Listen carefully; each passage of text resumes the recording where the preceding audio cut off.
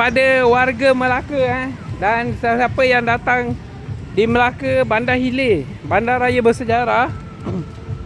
Lepas ni minggu depan insya-Allah doakan kita akan berada di Muzium Rakyat Melayu, Dunia Islam, dan kau boleh datang untuk nanti kan kita punya kemunculan sulung bekam urut.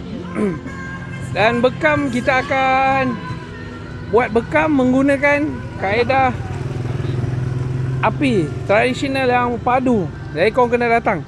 Okey, bersama kita sekarang ialah Encik Isam selaku timbalan kita. Jadi ada sepatah dua kata. Okey. Kita tak nak cakap banyak. Datang support kita orang. Pukul berapa? Pukul apa?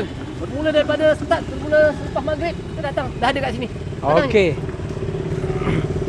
Okey, kita bersama dengan Cik Kali ya.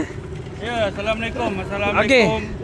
Kalau tengok sebelum ni macam mana sambutan di kawasan sini?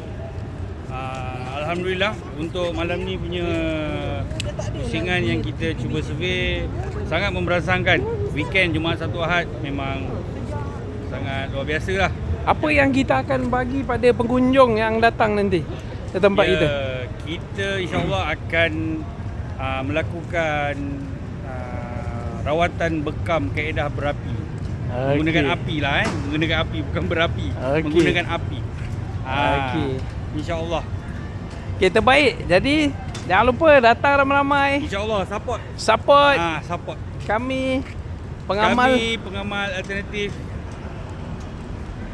perubatan Islam perubatan Malaysia. Okey. Terbaik.